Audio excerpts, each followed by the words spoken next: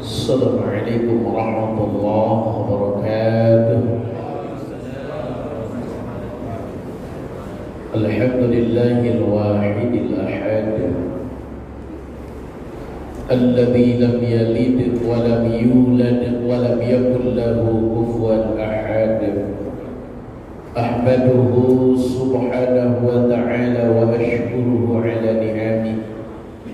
Allahumma fassalli wa sallim wa barik wa karim ala sayyidina Muhammadin wa ala alihi wa ashabihi wa atba'ihi wa ummatihi ajma'in, amma ba'd.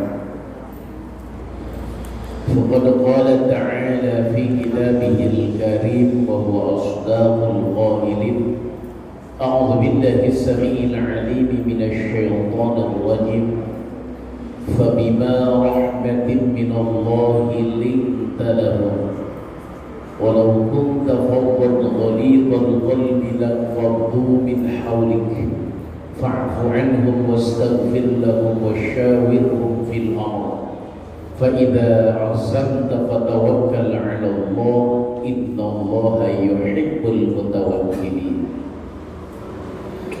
وقال النبي صلى الله عليه وآله وسلم اعبد الله كأنك تراه وعد نفسك في الموتى وإياك ودعوة المظلوم فإنهن مجابات وعليك بصلاة الغداء وصلاة العشاء فاشهدهما فلو تعلمون ما فيهما لآتيتهما ولو حبوا. Sadaqallahul aliyyul azim, sadaqa rasuluhun nabiyyul habibul karim, wa nahnu ala dhalika minasy syahidin wasyakirin walhamdulillahi rabbil alamin.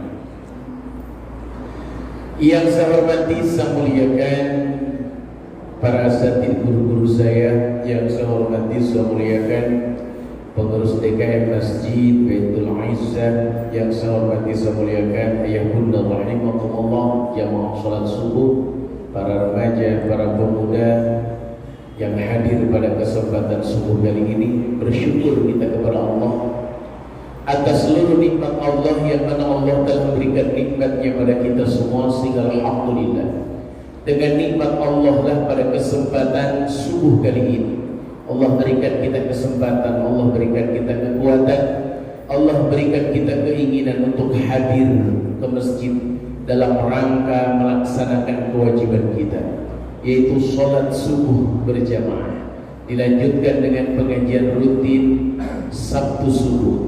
Mudah-mudahan amal ibadah yang kita lakukan ini diterima oleh Allah Subhanahu wa ta'ala.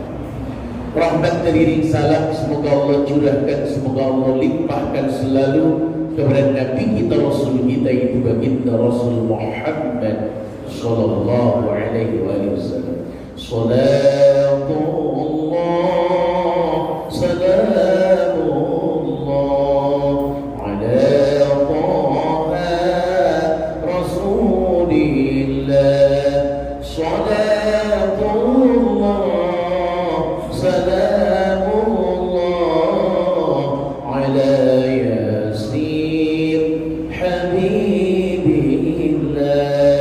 Tawassalna bismillah wa bil hadi rasulillah wa kulli mujahidin lillah bi ahlil badri ya Allah. Sadaqullah salamullah ala taha rasulillah. Salatullah salamullah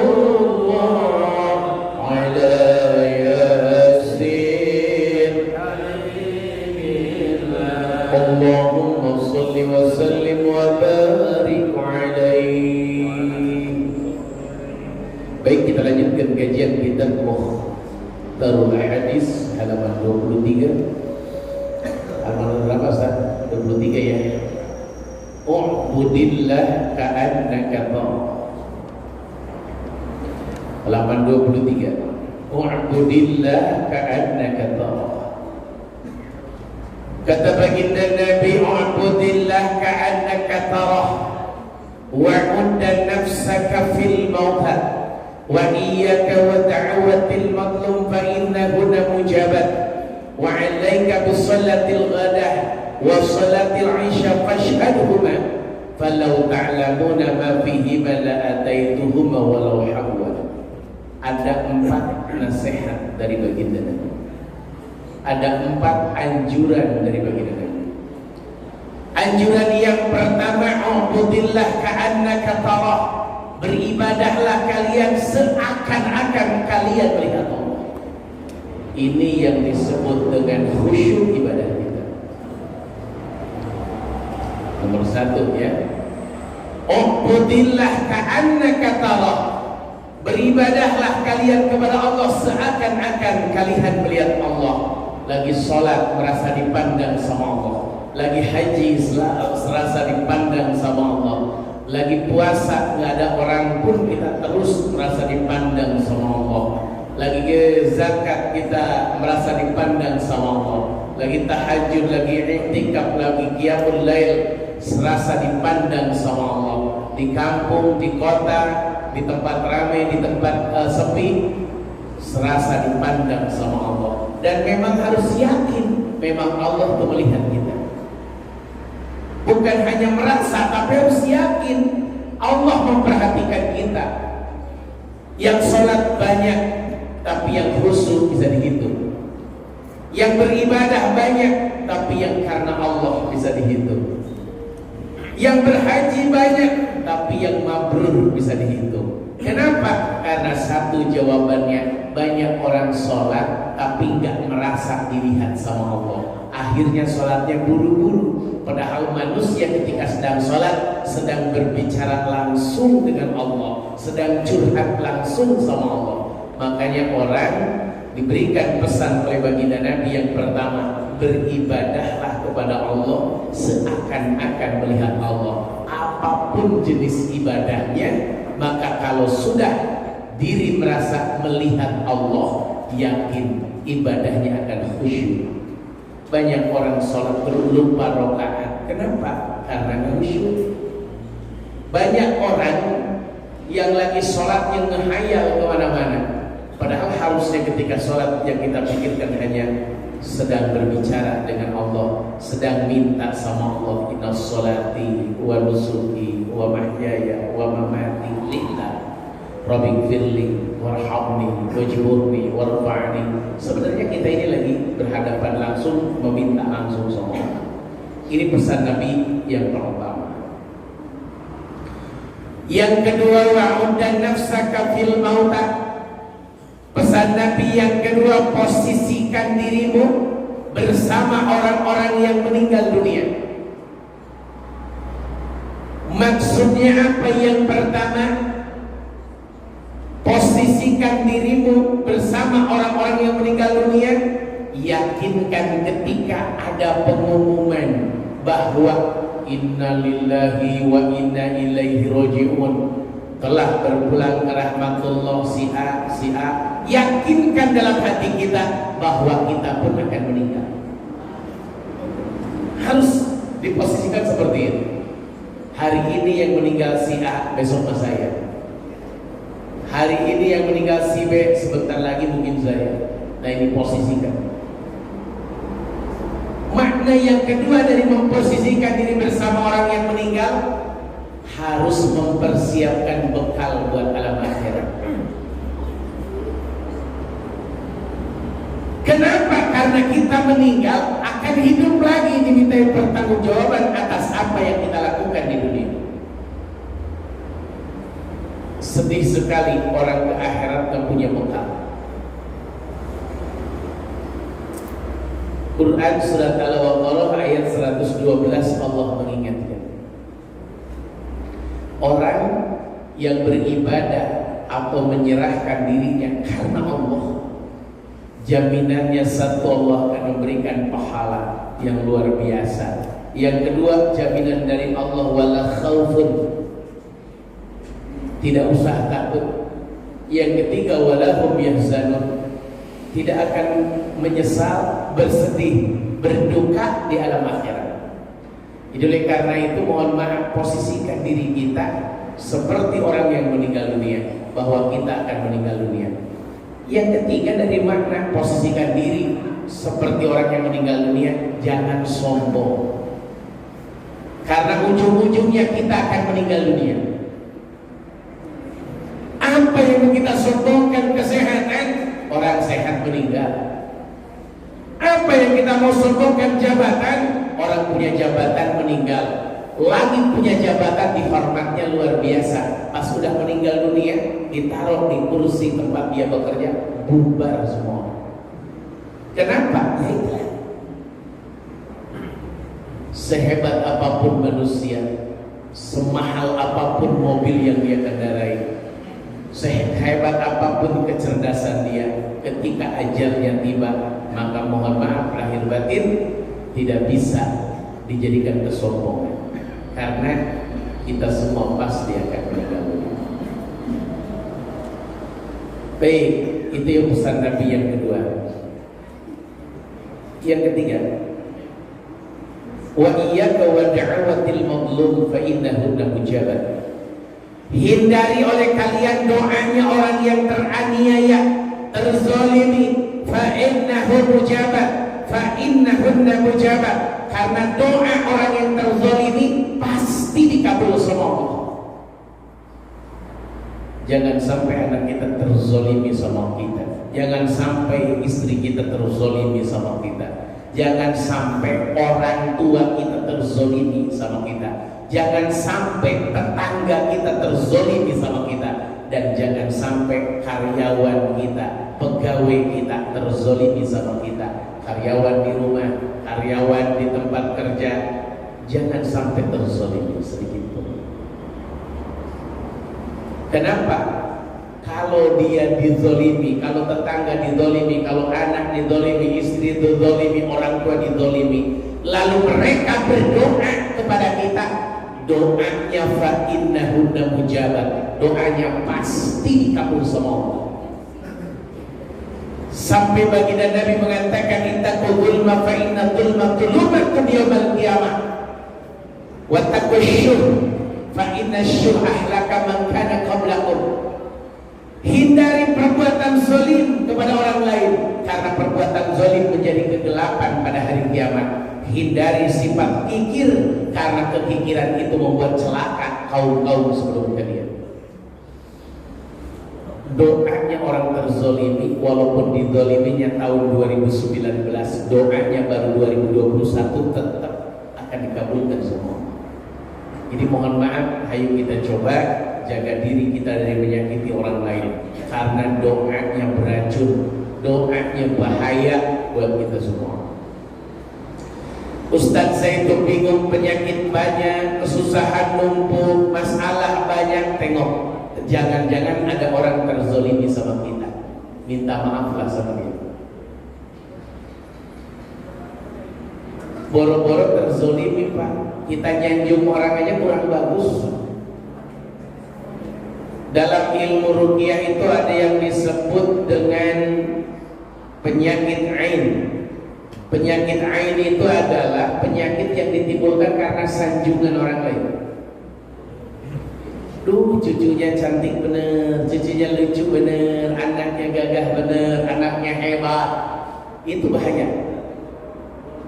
Sampai agama kita mengajarkan kalau disanjung begitu kembalikan sama Allah dengan kalimat Masya Allah dan Subhanallah. Ada seorang ibu-ibu muda sulit punya keturunan. Tiap hari ngantuk, jam 7 pagi udah ngantuk, nyampe ke kantor udah langsung ngantuk luar biasa. Subhanallah, gak ada semangat hidup, gak ada semangat bekerja. Udah berjalan bertahun-tahun seperti itu dari sejak kuliah sampai bekerja. Ketika diruqyah begitu dahsyat, ternyata jawabannya ain. Oleh ibunya tiap hari dipuji, cantik bener. Anak mama mah pinter bener. Ternyata alhamdulillah itu diobatin kemana-mana nggak sembuh. Obatnya cuma satu. Setelah dicari penyakitnya dari mana, ini namanya ain.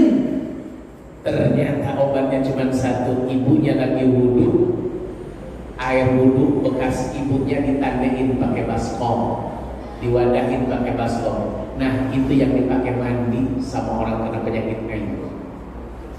Dan sembuh sekarang, sehat dalam ya, hilang penyakit.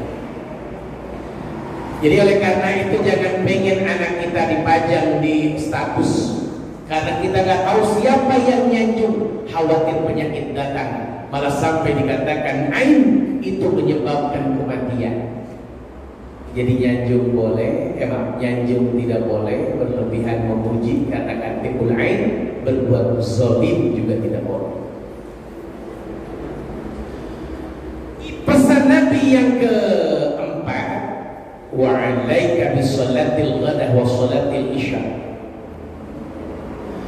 Usahakan, dipaksakan, wajib kepada engkau hadir salat subuh berjamaah, wa sholatil isya, dan salat isya berjamaah. Fashhaduhuma, jangan kau tinggalkan berjamaah salat subuh dan salat isya. Sekali lagi dua ya, subuh dan isya. Kenapa? Falau ta'lamuna ma fihi ma la'ataituhuma walau habwan.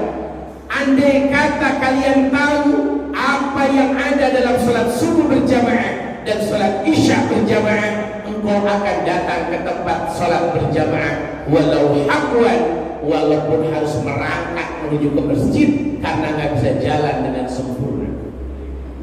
Saking gedenya pahala subuh dan salat isya berjamaah.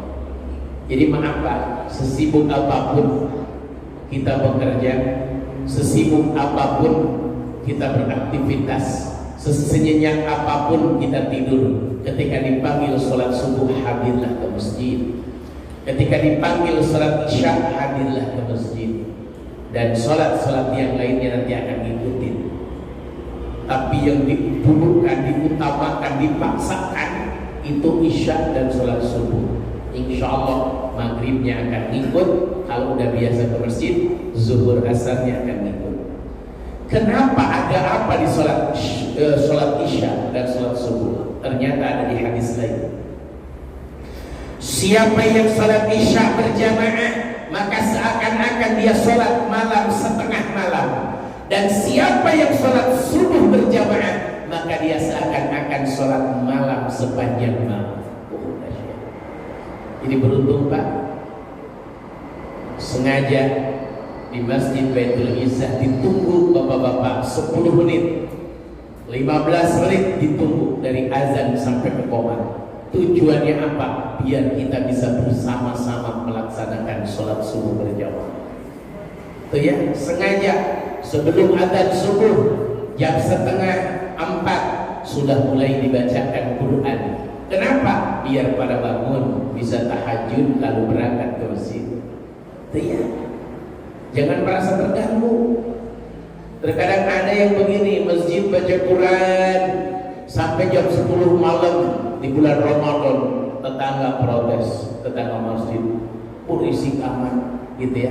Bagian ada tetangganya organ tunggal hajatan sampai jam 12 nggak ada yang protes. Kalau ini terjadi perlu dipertanyakan kekuatan iman Islam kita. Ya. Jadi oleh karena itu sengaja dipanggil, diingatkan biar sholat isya dan sholat subuh jangan ditinggal, nanti akan menular ke sholat maghrib, sholat zuhur dan asar. Jadi bahasa Nabi, andai kata kalian tahu dahsyatnya subuh dan isya berjamaah, kalian akan datang ke tempat sholat berjamaah walaupun harus merangkak, harus ngesot saking gak bisa jalan. Ternyata ini dilakukan oleh orang-orang, banyak yang melakukan ini. Gak bisa jalan, dia ngesot ke masjid. Saking apa? Saking pengennya isya dan subuh berjamaah. Ini dua-duanya sholat paling berat. Sholat isya kenapa berat? Lagi asik-asiknya, kalau jalan-jalan lagi asik-asiknya. Sholat subuh berjamaah kenapa berat? Karena karena mohon maaf lagi nikmat-nikmatnya tidur, apalagi tidurnya mulainya jam 1, berat luar biasa. Makanya dalam kitab Kifayatul Akhyar dikatakan di bab sholat isya dimakruhkan habis sholat isya kita ngobrol, dimakruhkan habis sholat isya kita bincang-bincang, itu ya. Tapi silahkan tidur karena dikhawatirkan enggak bangun ketika tahajud dan enggak kuat ketika subuh berjamaah, kecuali diisi dengan majelis-majelis ilmu, kecuali diisi dengan rapat memikirkan kepentingan masyarakat, itu baru boleh. Lihat kitab Kifayatul Akhyar jilid pertama. Oke, gitu ya. Itu dahsyat luar biasa. Hadis yang kedua, ubudillah ka'annaka tarah.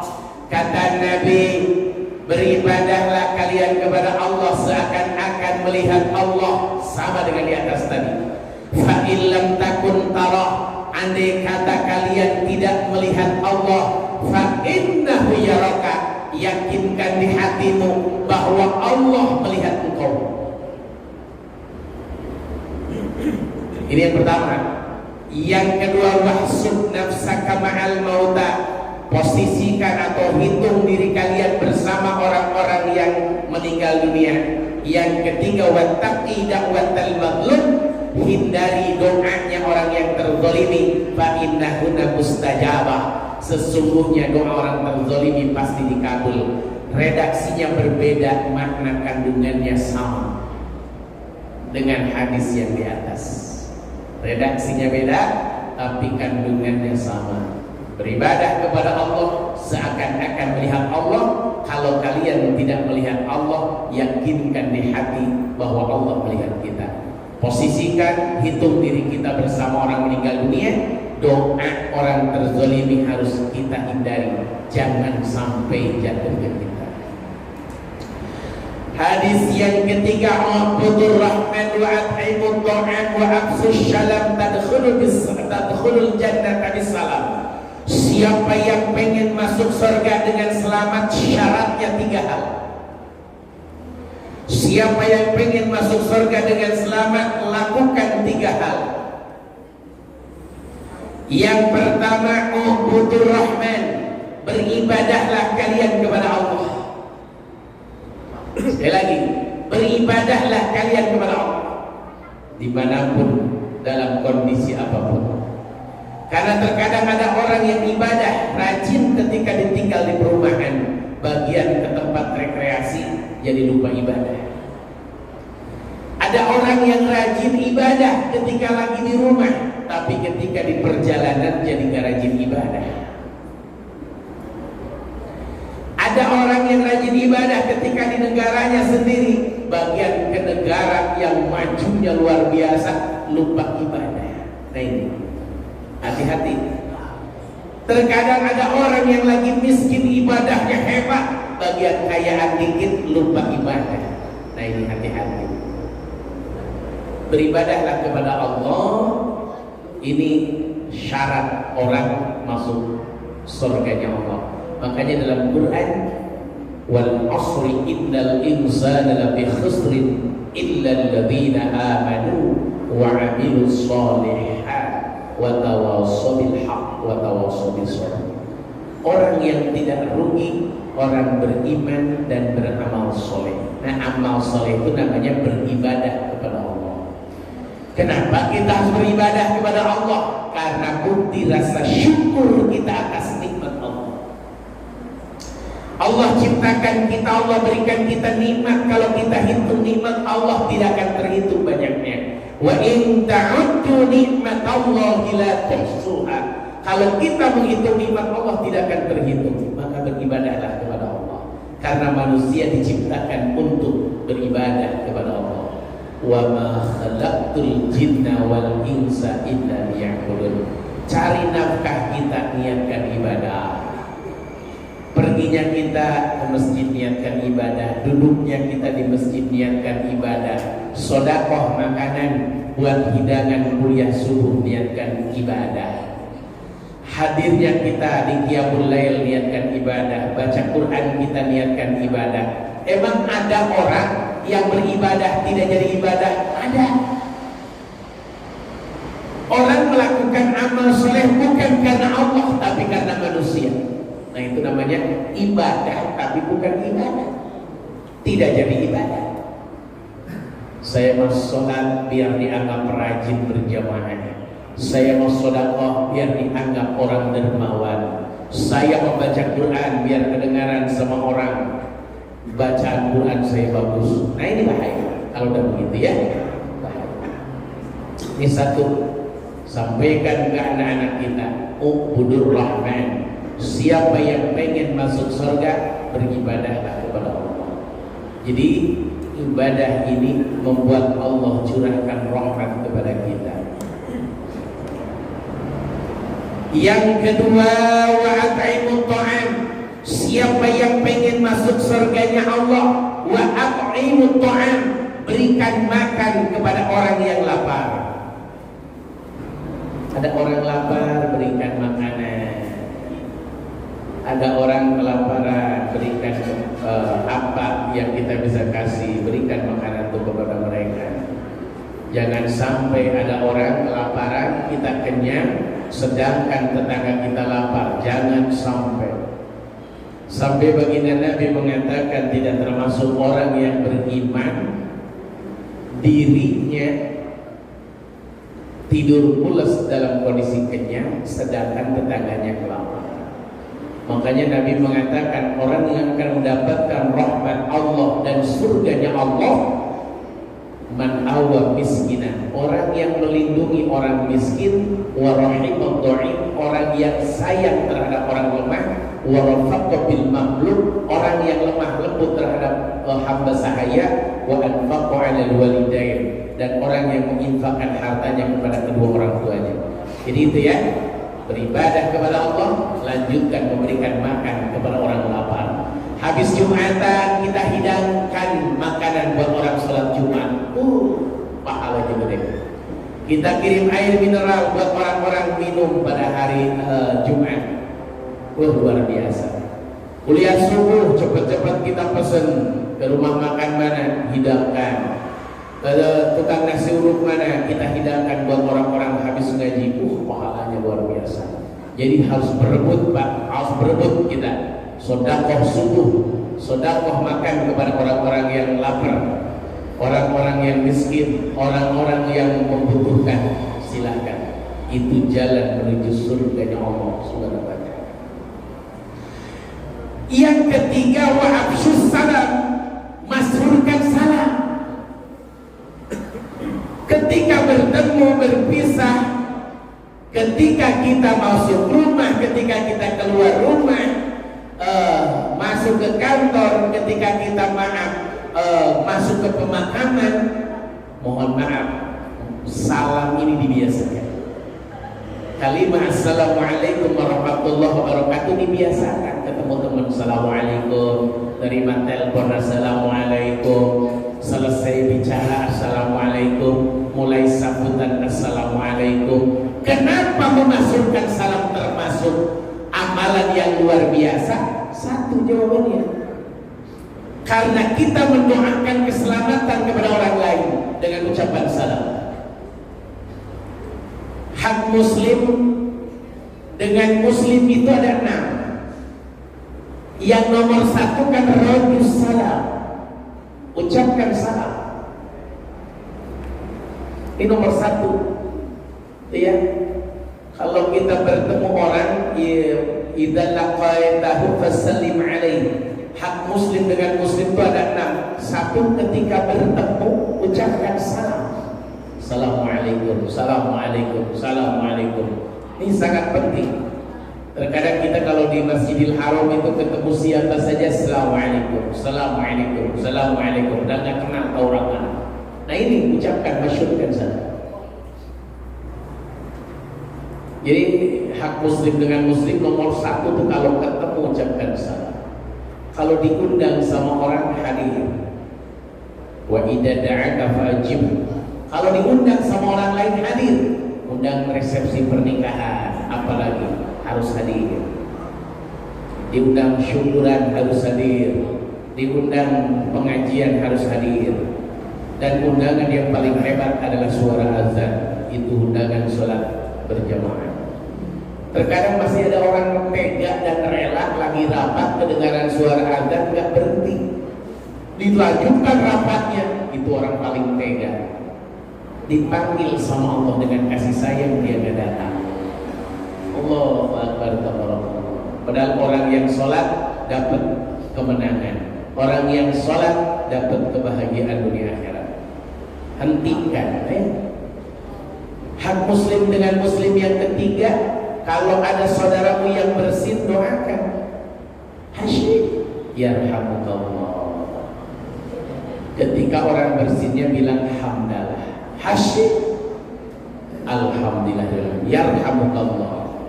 Dijawab lagi oleh yang bersin, yahdikumullah wa yuslih balakum. Yang keempat, wa inastansahaka fansahlah.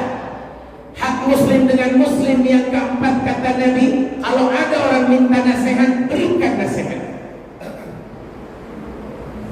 Yang kelima, wa idza marida fa'ud.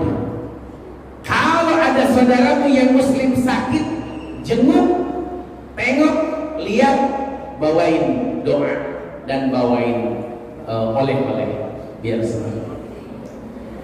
Dan yang keenam, wa idza mata fattabi'hu. Hak muslim dengan muslim yang keenam adalah kalau ada orang meninggal dunia, hantarkan sampai ke pemakaman. Jangan biarkan mayat jalan sendirian. Itu ya. Suka kebiasaan di masyarakat kita, takziah mau kalau takziah. Tapi bagian nyolatin sama nganterin ke pemakaman nggak mau. Padahal yang gede itu pahalanya adalah nyolatkan dan mengantarkan ke pemakaman. Itu gede sekali pahalanya. Jadi karena itu biasakan memberikan makan, biasakan mengucapkan shalom. Maka siapa yang bisa beribadah kepada Allah, siapa yang bisa memberikan makan kepada orang lapar, siapa yang memasyhurkan salam di antara kita kepada orang yang kita kenal dan kita tidak kenal, maka tadkhulul jannata bisalam, maka dia akan masuk ke dalam surga dengan selamat. Nikmat luar biasa. Sok biasakan Pak, jaga ibadah, jaga harta dengan memberikan makan kepada orang lapar, dan jaga mulut dari meninggalkan ucapan salam. Terus ucapkan salam. Hadis yang kelima, yang tadilu fis sujud wa la yabsut ahadukum dir'ain in bisaqal qalb. Hadisnya diriwayatkan Imam Bukhari, kata baginda Nabi, tadilu, luruslah kalian fis sujud ketika sedang sujud. Wa la yabsut, jangan membentangkan sapa ahadukum, salah seorang di antara kalian, dir'aini, sikutnya, inbisaqal qalbi, seperti anjing membentangkan kakinya. Jadi kalau sujud Pak, jangan suka lebar-lebar, ganggu sebelah. Emang ada orang kalau sujud? Ada. Kalau sujud begini ke samping, tolong jangan. Ini larangannya, hadis sahih. Jadi cukup aja Pak, taruh urusan dengan pundak, turun, gak usah lebar-lebar sampai ke samping ikut, gak usah. Nah, sering begitu ya. In bisa pelukan bahasa hadis ini. Jadi lurus aja udah. Allahu Akbar, sami Allah liman hamidah, Allahu Akbar. Nah, ketika sujud ingat, lutut kena, hidung kena, kening kena, jari telapak tangan kena, dan jari-jari kaki ujungnya harus kena semua ke tempat sujud, ke tempat kita sholat, maksudnya ke tempat kita sholat. Jadi mohon maaf, jangan sampai tangan kita mencegar ke samping, melebar ke samping, sikut kita ini tidak dibenarkan, karena itu akan mengganggu orang lain. Nah, bahasanya seperti anjing melebarkan kakinya, inbisaqal qalb, gitu ya. Mungkin kita suka sering melihat anjing seperti apa. Nah, seperti itulah kalau dia tiduran. Nah, jangan seperti itu. Jadi itu ya, etika dalam sujud. Contoh dalam sujud yang diajarkan Nabi, sedang-sedang saja, lurus-lurus saja, jangan melebar-lebarkan tangan, karena bagian dari menzolimi orang adalah melebarkan tangan, juga melebarkan kaki.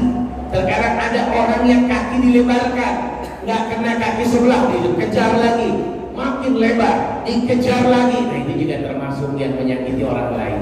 Betul, tidak boleh ada celah buat syaitan ikut sholat di samping kita, membuat kita tidak khusyuk. Tapi bukan berarti nginjek kaki orang.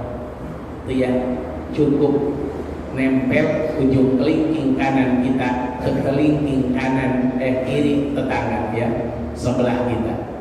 Tapi mohon maaf, jangan sampai nginjek karena termasuk berbuat zalim. Hadis yang keenam, a'da'atuhu wa kazaujatuka allati tudaji'uka wa ma malakat yaminuk.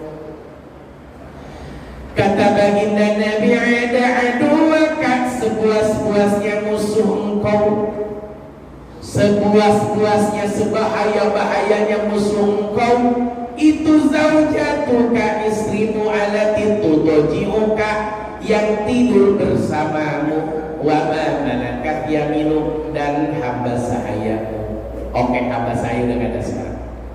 Punten, musuh utama kita adalah istri kita. Maksudnya apa? Terkadang kita mau sedekah, istri yang melarang. Gak usah sedekah dulu. Nah, mau salat subuh ke masjid gerimis dikit, udah sipah di rumah aja sholatnya. Mau berangkat daftar barang, mau daftar umroh, sayang Pak, mendingan ganti mobil daripada buat umroh. Maaf, ini maaf, banyak suami yang mau ibadah nggak jadi gara-gara istri. Ke masjid, Bapak mau kemana? Mau ke masjid. Maaf Pak, jangan lama-lama, kita kan mau pergi. Tolong anterin mama. Nah ini maaf, ini tantangan buat kita. Dan yang paling tahu rahasia kita adalah istri kita. Tetangga mah nggak tahu, yang tahu istri kita. Makanya kalau tanya tentang kebaikan kita, ya tanya ke istri. Istri kita yang paling tahu, paling jujur dia. Suka salat tahajud kan dia orang. Baik nggak? Karena ada orang baik di luar, di rumah tidak. Ada orang di luar seperti ahli ibadah, di rumah tidak. Nah ini bahaya. Makanya hati-hati. Istri adalah musuh yang paling utama, sebuas-buasnya musuh. Jadi istri kalau udah sakit hati, luar biasa dahsyatnya. Oleh karena itu kata Nabi, ini dia ada aduwaka, mau melakukan ibadah juga terhalang oleh istri, sampai ada ayat Al-Qur'annya. Itu ya, ujian buat kita adalah istri kita, anak-anak kita, harta kita, ini jadi ujian buat kita. Itu ya, aduhul lakum fahdharu, itu adalah musuh kalian, hati-hatilah. Sampai begitu. Innama amwalukum, sesungguhnya harta kita adalah musuh, anak kita adalah musuh, pasangan kita adalah musuh. Fahdharu, hati-hatilah. Oleh karena itu mohon maaf, ini hadisnya, jangan sampai seorang suami gak jadi ibadah, gak jadi sedekah, gak jadi berbuat baik sama orang, terhalang sama istri kita. Tapi bimbing istri kita diajak melakukan kebaikan, bukan marah kita ke bawah. Karena kewajiban kita seorang suami mengajak, mengarahkan, menuntun istri ke jalan yang benar. Karena punten di akhirat yang paling pertama dihisab dari manusia adalah tentang sholatnya, yang kedua tentang istrinya. Punten, sampai begitu dahsyat, ditanya apakah seorang suami bisa masuk surga gara-gara kelakuan istri? Jelas. Suaminya ahli ibadah, suaminya hajinya bagus, umrohnya bagus, sedekahnya bagus, berjamaahnya bagus, tapi istrinya main TikTokan, dilihat sama orang yang bukan berhak melihat, mohon maaf bisa keseret suaminya oleh istrinya ke neraka. Ada dalam ilmu kita itu dan terkenal namanya dayus. Dayus itu seorang suami yang membiarkan istri dan anaknya dilihat oleh orang lain, lalu orang lain tertarik, suaminya tidak cemburu, malah membiarkan. Senang kelihatan istrinya cantik di hadapan orang, senang kelihatan anaknya kelihatan seksi di hadapan orang. Maka suami model begini, walaupun sholatnya rajin, walaupun puasa sunnahnya rajin, walaupun tahajudnya banyak, maka dia akan diseret oleh keluarganya ke dalam nerakanya Allah. Itu namanya dayus. Kita ini Pak, laki-laki ini berat. Di akhirat kita akan dituntut oleh seorang wanita ini akan menuntut menyeret bapaknya, suaminya, anak laki-lakinya, adik laki-lakinya, kakak laki-lakinya. Ini akan keseret gara-gara kelakuan seorang perempuan yang tidak menjaga diri. Bahaya luar biasa. Berat jadi laki-laki. Jadi kalau kita punya kakak, auratnya tidak tertutup, punya adik, punya anak, punya ini, siap-siap di akhirat tanggung jawabnya sangat berat. Oleh karena kewajiban kita menegur. Ternyata setelah mengarahkan mereka tidak nurut, itu urusan belakangan.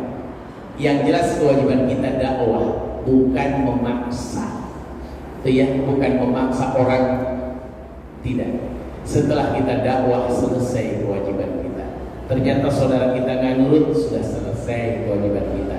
Ternyata anak kita nggak nurut, di belakang kita melakukan hal-hal yang tidak baik, maka kita sudah selesai tanggung jawab. Hati-hati Pak dengan istri. Terakhir, harus terakhir. U'tu a'yunakum haqqaha minal ibadah. Kata Nabi, berikanlah mata kalian bagiannya dari ibadah. Apa ibadah mata itu? Yang pertama an-nadhara fil mushaf.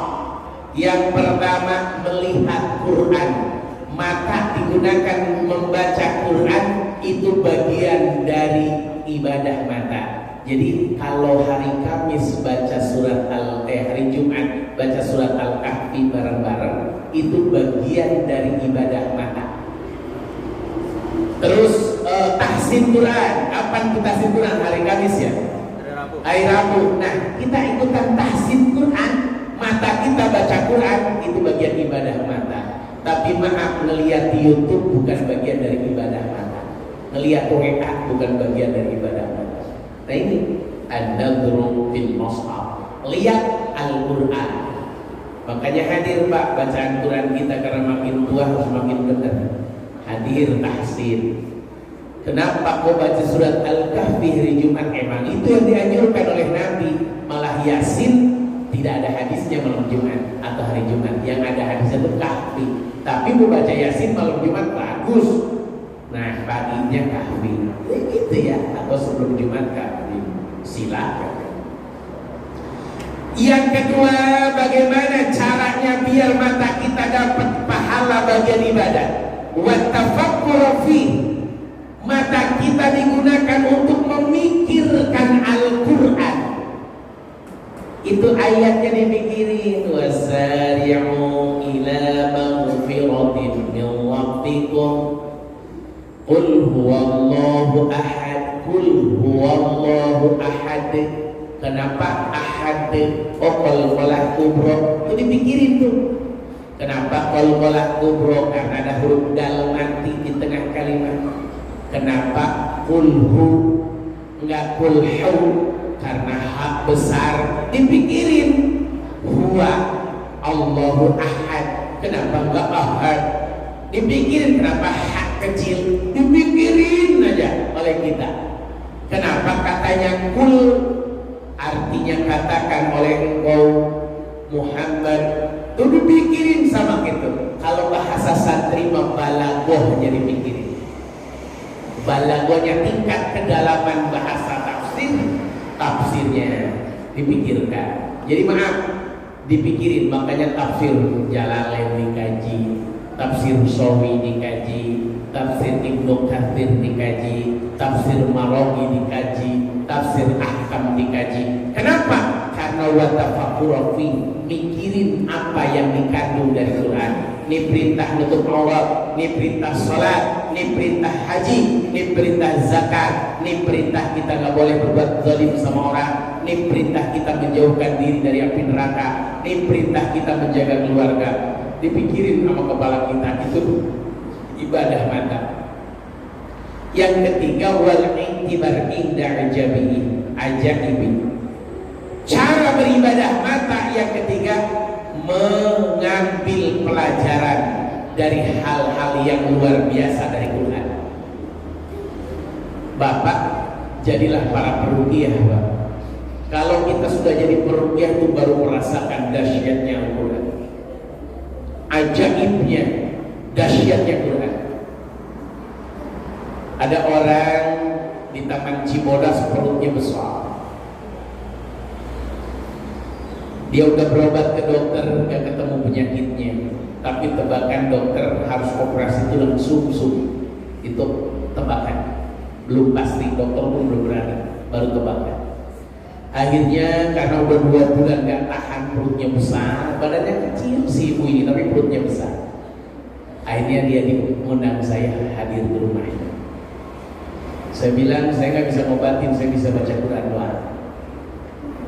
Baik Pak Ustadz, ibu silahkan wudhu, ibu silahkan pakai mukena, ibu pakai kaos kaki, silahkan ibu tidur terlentang, suaminya sebelah sini, ibunya orang tuanya sebelah sini, anak-anaknya liatin Pak Ustadz mau bacain Quran. Begitu dahsyat itu Quran. Ketika dibacakan, Allah Akbar. Sekali pertemuan kita baca sekitar 45 menit. Ternyata seminggu kemudian nelpon lagi, Pak Ustadz bisa ke rumah lagi. Emang kenapa? Alhamdulillah perut udah kempes. Tidak. Yang hebat yang baca, bukan. Yang hebat itu Al-Qurannya, bukan yang bacanya. Allah memberikan pertolongan lewat Al-Quran. Itu ya. Di India itu ada seorang syekh. Dia kalau baca Quran 1 ayat, orang nggak bisa lihat, dibacain ayat Quran sambil dipegang matanya bisa lihat. Ya, dia baca cuma ayat wa nunazzilu minal qur'ani ma huwa shifaa'un wa rahmatun lil mu'minin wa la yazidu dhalimina illa khasara. Diulang-ulang sampai 10-20 kali terus diulang.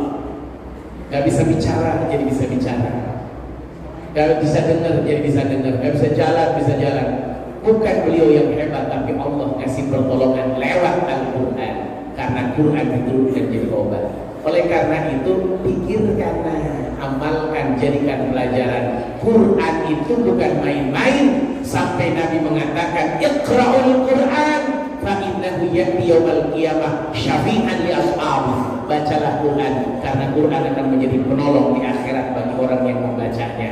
Begitu juga di luar biasa, ketika rumah sering dibacakan Quran akan sedikit keburukannya dan akan banyak kebaikannya. Tapi mohon maaf, rumah yang gak pernah dibacakan Quran akan banyak keburukannya, sedikit kebaikannya. Bacalah Quran di kantor, bacalah Quran di toko, bacalah Quran di rumah, bacalah Quran di masjid, di mana saja, maka akan dapat rahmat, hidayah, obat, petunjuk dari Al-Quran.